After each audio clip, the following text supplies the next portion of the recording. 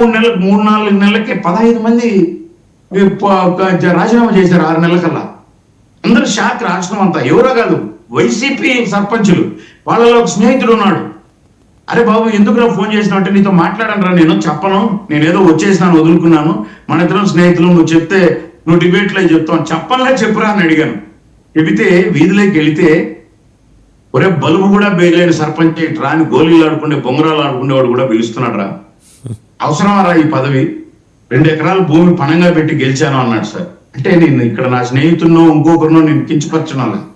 ఈరోజు మీరు పంచాయతీ వ్యవస్థ చూడండి సార్, ఎంత సమర్థవంతంగా ఉందో. 14th finance, 15th finance, NREGS funds ప్రతి నెల గర్వంగా తలెత్తుకొని తిరుగుతున్నాడు సార్ సర్పంచ్.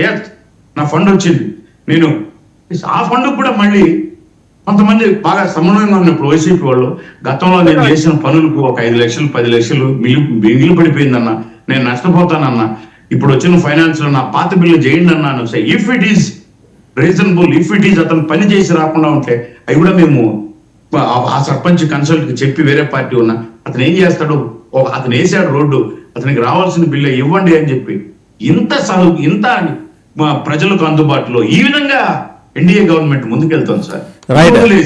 నేను జగన్మోహన్ రెడ్డి గారి దగ్గర శ్రీకాంత్ గారు నాగేంద్ర గారు అయితే చాలా ఓపెన్ గా శాసనసభకు ఎందుకు రారు మీరు, ఎందుకు ఇవన్నీ ప్రశ్నించరు? బయట మాట్లాడితే దానికి విలువ లేదు సార్. శాసనాలు చట్టాలు చేసే మనల్ని మనం పరిపాలించుకోవడానికి చట్టాలు చేసుకునేటటువంటి న్యాయస్థానాలు శాసనసభలో మీరు వచ్చి మాట్లాడడం, మీరు వచ్చి అడగడం లేదు. ఏదంటే అక్కడ కూడా నాకు ఎక్కడ సీట్ ఇస్తారో, నాకు మైక్ తక్కువ ఇస్తారేమో, ఇచ్చినప్పుడు నీ వాయిస్ వినిపించు. రైట్, ఆయన మాట్లాడతారు ఒకసారి శ్రీకాంత్ గారు. నాగేంద్ర గారు ఆపమన్నారు, ఆపండి. ఇంకా నేను చెప్తాను మీకు మాట్లాడిన దానికి కూడా. చంద్రబాబు నాయుడు గారు కూడా అసెంబ్లీ వదిలిపెట్టిపోయారు, గుర్తుందో లేదో మీకు, అది గుర్తుపెట్టుకోవాలి.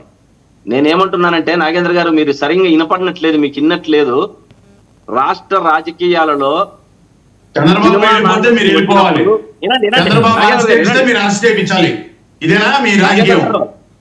ఇంతసేపు మీరు మాట్లాడారు, విన్నా ఓపిక్ గా నేను చెప్తాను. నేను కూడా ఏమనలే, నేను కూడా విని రాసుకున్నా. నేను అడుగుతున్నా, చంద్రబాబు చేసినాడు అంటే అట్లా కాదు కదా, మీరు చంద్రబాబు గారు ఏం చేశారు?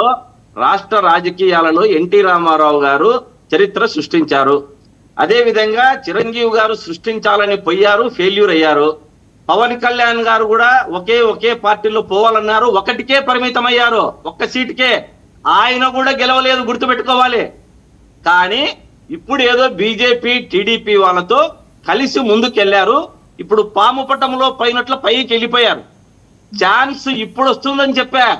జగన్మోహన్ రెడ్డి వస్తారు, జమిలీ వస్తారు, నేను ముందు నుంచి చెప్పుకుంటూ వస్తున్నా. జమిలీలో గెలవరు, పోతారు.